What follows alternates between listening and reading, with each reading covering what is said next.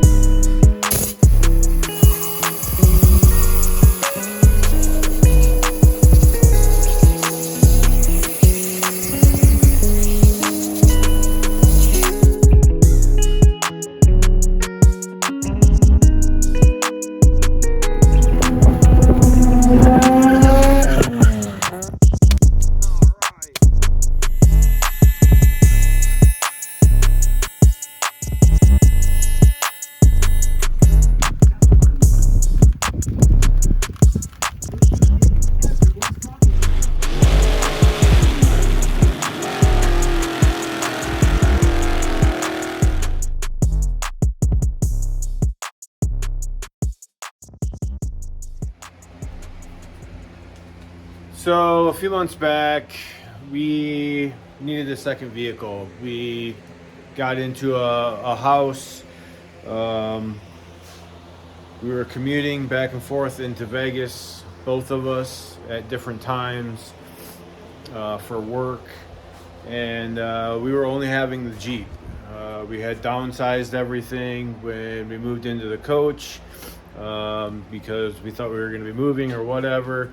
And we just kind of got rid of everything that we didn't need, and the Excursion was down. Well, the Excursion is still down. We picked up a truck that I was going to drive for a while until we could get something different, and then that truck was going to be a donor. Well, after purchasing the truck, I bought the truck. It's a 2006 crew cab F-250 with a 6.0 XL model. It's two-wheel drive, so it's basic as basic can be. We got the truck, started driving it home.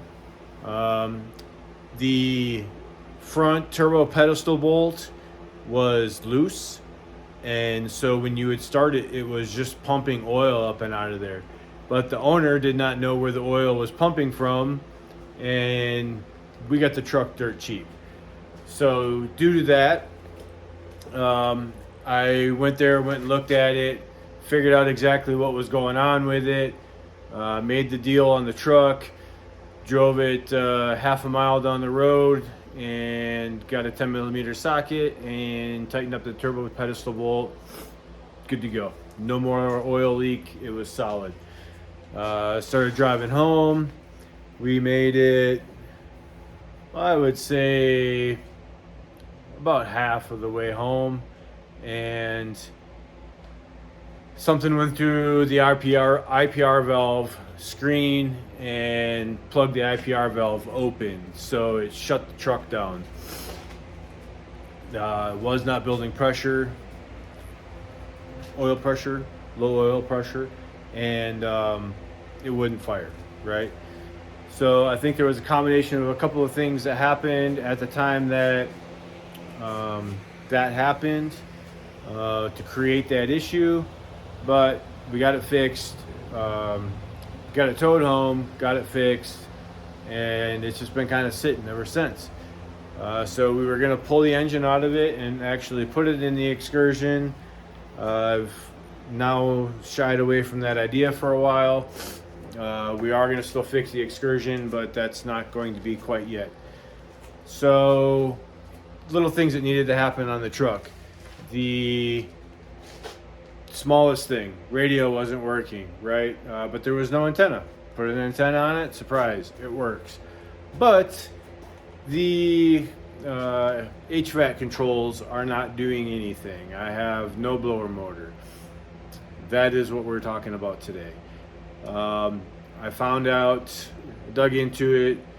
I at first thought maybe it was the blower motor because I tested the plug and I was getting power. I only used the test light. I should have put my voltmeter on it. I would have known right then and there that the power wasn't enough to even do anything. After digging into it further, the resistor that runs all of that for how much amp goes through the wires and all that is toast, like toast. There was a bad connection, so it like fried out one of the spades, and the plug was so stuck inside of the resistor female end. I had to use a channel locks to get it to come out, and it was so brittle and falling apart, it completely fell apart. So let's take a look. All right, so I pulled out the blower motor, and then I have this jumper, which I know isn't great because the ends aren't actually good connectors, but it was just a quick temporary solution just to check the blower motor, make sure we were getting power, or that was working with power.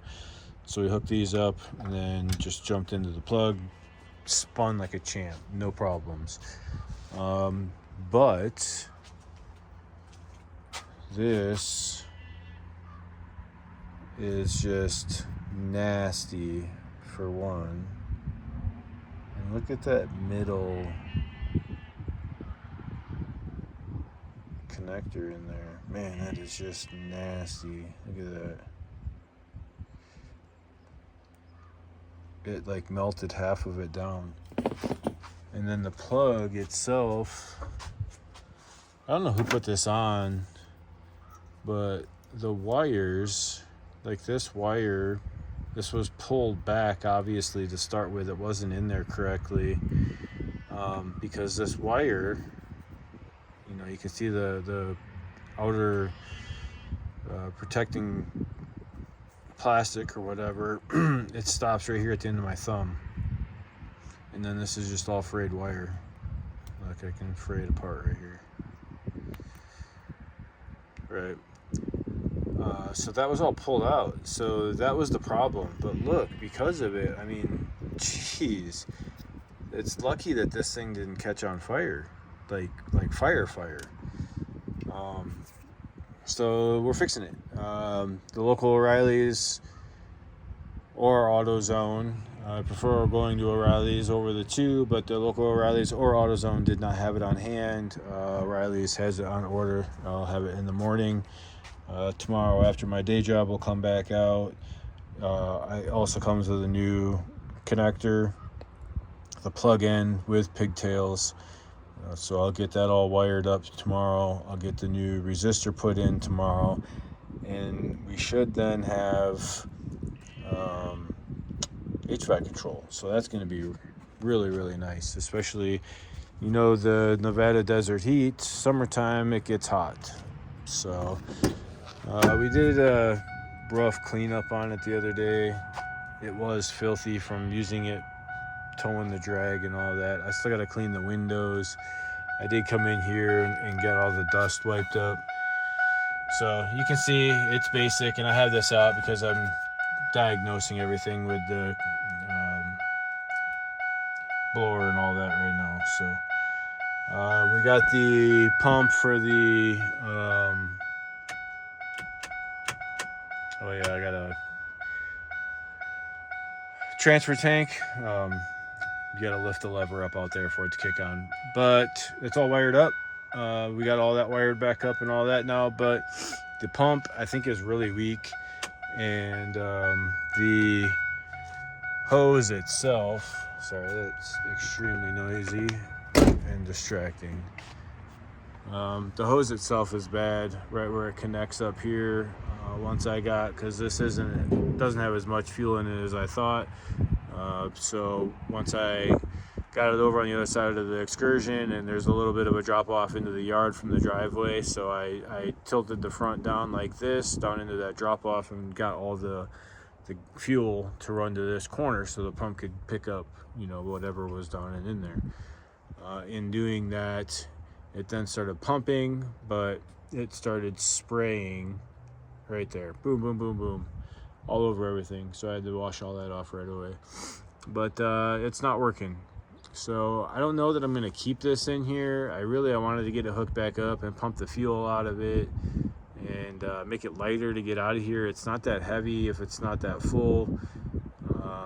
But I don't know if I want to keep it or if I want to get rid of it. I'm really leaning towards getting rid of it because I really don't need it right now. But, you know, future me is like, that was stupid. Why did you get rid of that? So we'll see what happens with that. We might just pull it out and set it in the back of the garage for a little bit and just hold on to it. I took the headache rack. It had a headache rack on it as well. It is the most generic headache rack that they make. The old white ones with the angled vents on the back, you know, and then it's got the little cutout for the third brake light. It is the most generic. So I took that off because I don't care for that at all. I had a toolbox in the back. I took that out because I was going to take out the exchange tank, and I probably still will, honestly. Plans. So what are the plans for this thing? Truthfully, I'm extremely torn on what I want to do. The old me wants to, because it's two-wheel drive, no matter what way I go with this, I'm going to dually swap the back end at a minimum.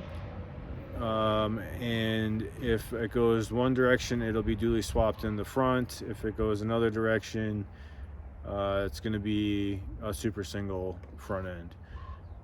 So because I plan on getting the excursion going again in the near future, that tells me that we have the big truck. A lot of me wants to go back to the old roots and bag this, dually swap front and rear, put a custom gooseneck ball in the back, because it does have a gooseneck in it right now, and I don't want to lose that aspect of it because I do want to use it to be able to tow a trailer. But my passion, I guess, my deep passion from childhood, as far back as I can remember, is lifted trucks. I still have a huge passion for mini trucks. I want a mini truck so bad, but I think it needs to be a mini truck, not a full size. So there's a good chance that it's going to get straight axle swapped, super single in the front end, duals in the back, 35s. I'm not trying to go huge with it. 20-inch wheels, 35s, maybe 37s at the absolute most, but I doubt that. And rock it. I have tint on the way for it, so we're going to be doing a video on that. We're going to get the heat and AC going in it, and then, I mean, we're gonna cruise it and do little bits at a time.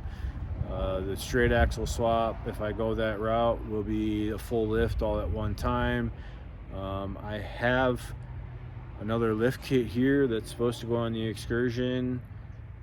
I was going to wait to do all that until I had the motor, because I want to do a whole bunch of work at one time with that. And then, I don't know, we'll see. I don't want to go huge with it, so maybe we'll just do a straight axle swap and rock the stock height at that, at that way. And then see where we go from there. I would still do a super single front, duals in the back. I don't think that would be a horrible look for a while. I want to do a full interior swap on it if I'm going to keep rocking this truck. I want to do the 11 to 16 dash, seats, center console, all of that. So the whole interior 11 to 16. with the big digital display, the aftermarket digital display stuff that they make for those now. Excuse me. So that's kind of the direction I'm leaning, because I can do different transmission and transfer case. I can make it four-wheel drive, even if it is manual transfer case. I could do older divorce transfer case and make it a manual transfer case. It doesn't have to be new electronic, even though it wouldn't be hard to add all of that to it. I would just have to get donor wiring, etc. So we'll see where we go with it, but that's the tentative plan. So tomorrow we're going to pick this back up. We're going to get the blower motor, resistor, and pigtail. We're going to get all that put in, buttoned up, wired up, and hopefully that fixes that issue. And then the next one is going to be window tint. So we're going to pick back up. Window tint will be on another episode. Stay tuned. All right, guys, we're back. Day 2. We got our parts. We're going to get them installed, and let's see if our air actually works. Okay, I just opened the box up and then realized I should have turned the camera on first, but here we are. So package comes, we got our pigtail plug, we have the new resistor, and garbage. I'm sure it probably tells you how to wire it, what it's rated for. It's probably got some meaning and not just actual burn paper, but let's see what we got.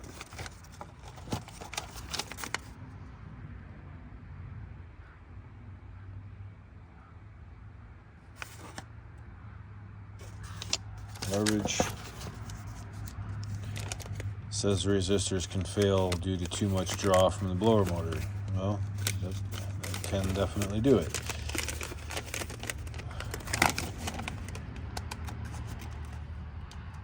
This one-handed stuff is kind of a pain in the butt.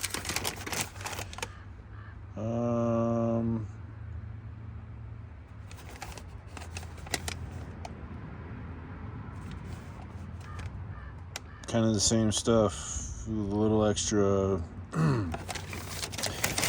Says make sure you disconnect your battery.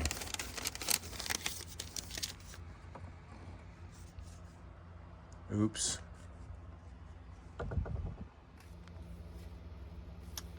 I didn't disconnect the batteries. I think we'll be all right.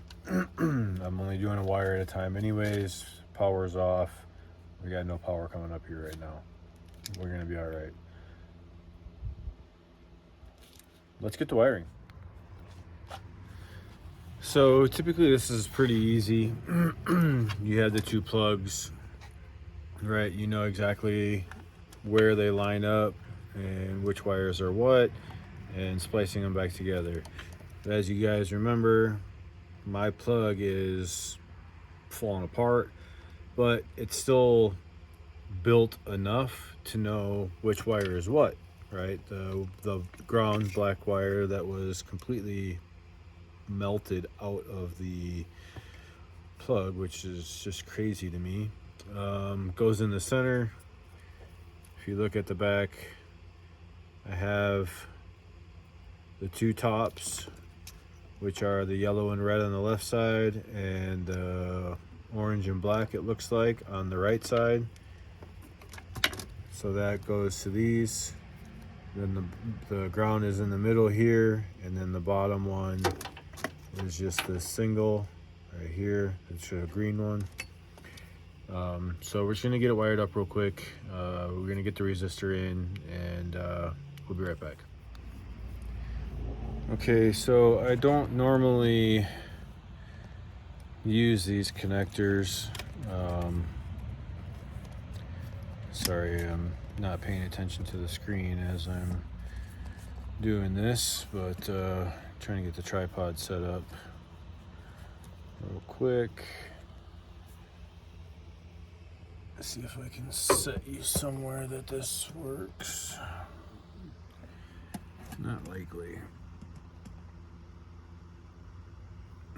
That works.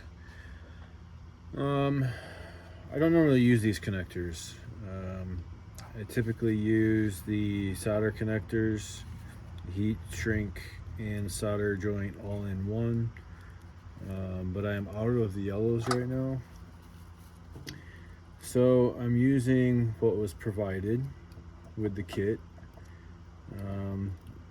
Not my favorite. I really like the solder connectors because as you're connecting, you know, what I do is I take the strands, these ends, right, from both sides, and I put the solder connector over, and I put the two ends together so the strands intertwine like that. And then I put the solder butt connector over the center of that, and then heat it up and let it melt. And when it melts the solder, then it gets down inside and it solders all those little strands, the individual strands together, and it makes it a nice solid connection. A lot of people like just the standard crimp style butt joints. I'm not a huge fan personally. They work, but you don't get as much contact. You know, the solder with it interweaves like that, you have full current capability to run through there. When I do these, I try and push them in so I can get the strands to interweave on the inside of these as well. It doesn't always work that way, unfortunately, but we do the best that we can with what we have, right? And we just heat these up, shrink this down. I also put heat shrink up here to go over this connection as soon as I get these shrunk down. We gotta shrink these down, let these cool for just a second, because otherwise the heat shrink will actually, this black heat shrink up here will actually shrink down and melt to these as I try and slide it over. And that's never exciting.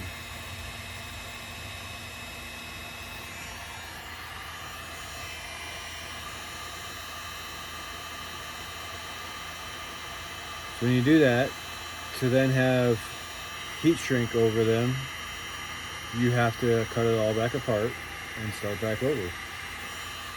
So we try not to do that, ever. I really don't like these connectors at all. They definitely work. You know, they'll do the job. I'm likely going to redo this anyways as soon as I get some new connectors, because that's how much I don't like it. It's just personal preference. Not even gonna see it, especially once I put this black heat shrink over the top of all of them. But I will know it's there. I know the connection isn't the greatest, and we want the connection to be as good as possible. So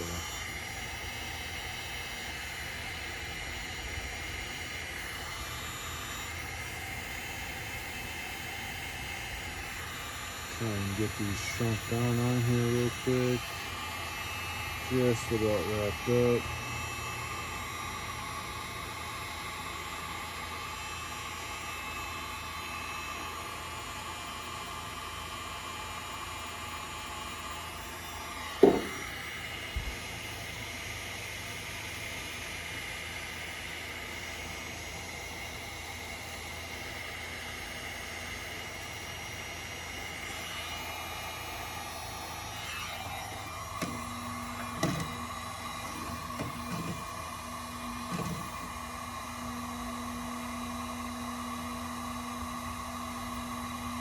Trying to give these a little cool. They're hot.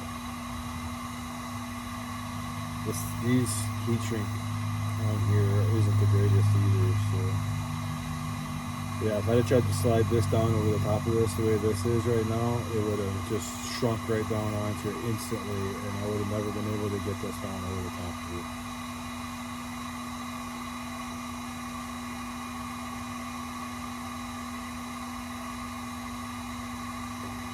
Ooh, those are hot. Oh, it's because of the metal inside of there. Start getting that metal hot. It's different than just solid. I didn't think about that. They look alright, I guess. You can tell they're cooling back down. They're starting to come back to their yellow color. But they're not cool enough quite yet.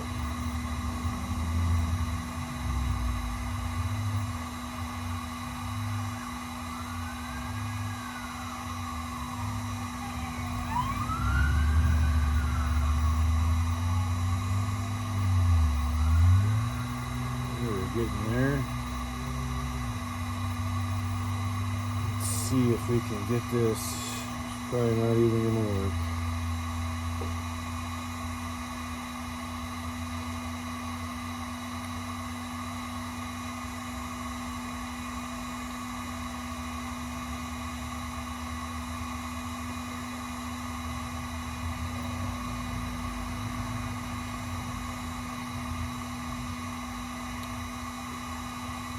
Well,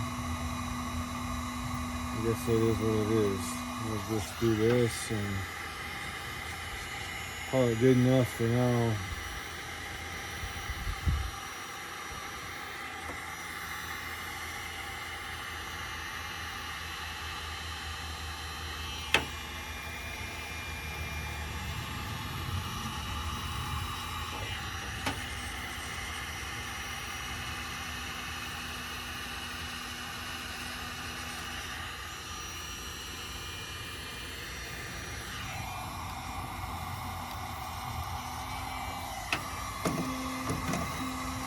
Okay,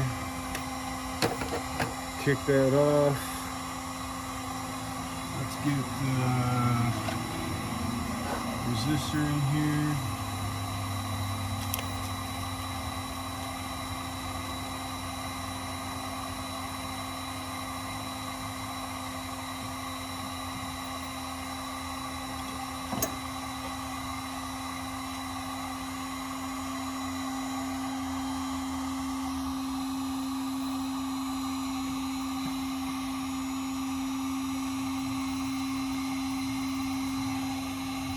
I don't know if you're gonna be able to see because it's behind the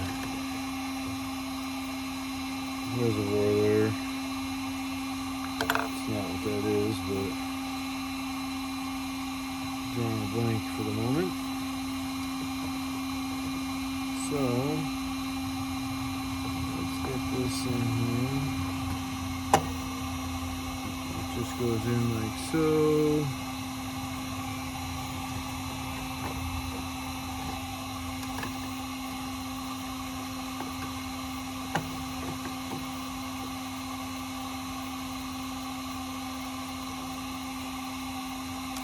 Get our screws started.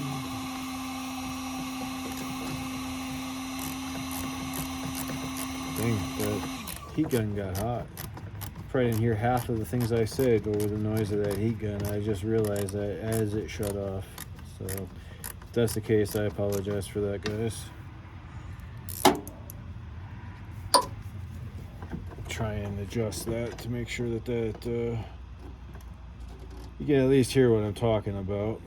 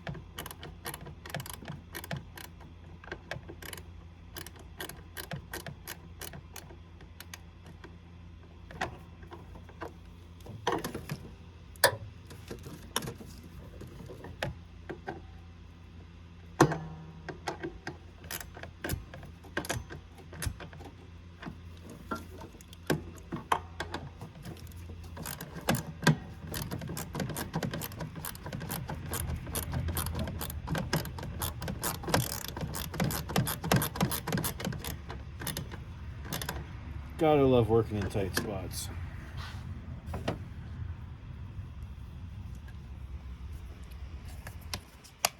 All right, so we've got that back in. Now we just gotta get plugged in, and we'll go in and test it out. Okay, so here's our plug. Right there, this is what we just put in. This has got the 2 on top. So we're actually gonna run this wire down through here, and let's get it popped in.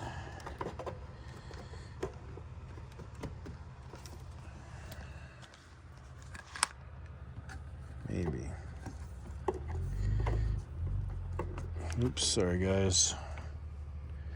I'm watching what I'm doing on one side, but not the other.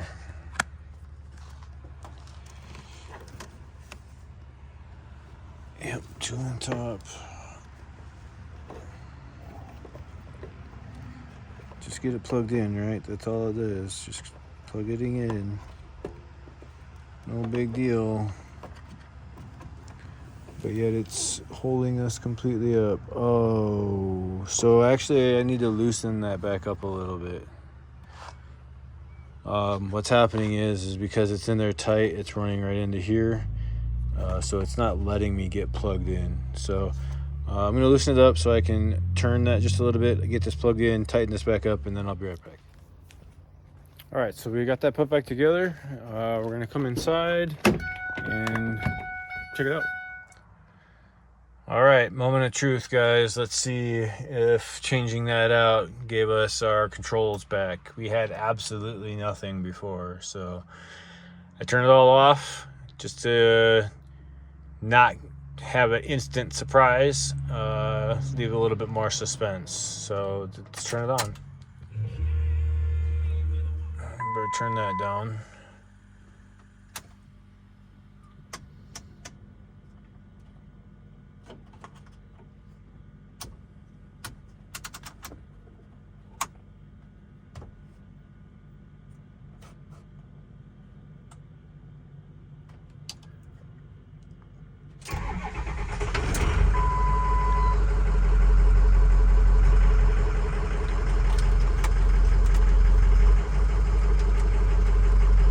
Well,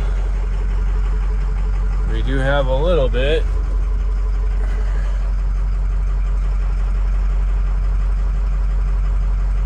Still does not seem correct.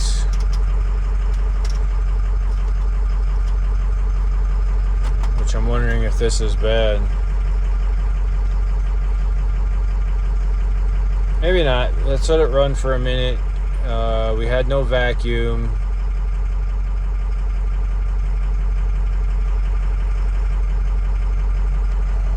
Well, we should. It should hold some vacuum. It's just really, really weak. And I know that... Well, I don't know. I don't think that motor is bad, because when I hooked it to power, it just spun. Like, the torque on that thing was crazy. I almost twisted it right out of my hand the first time.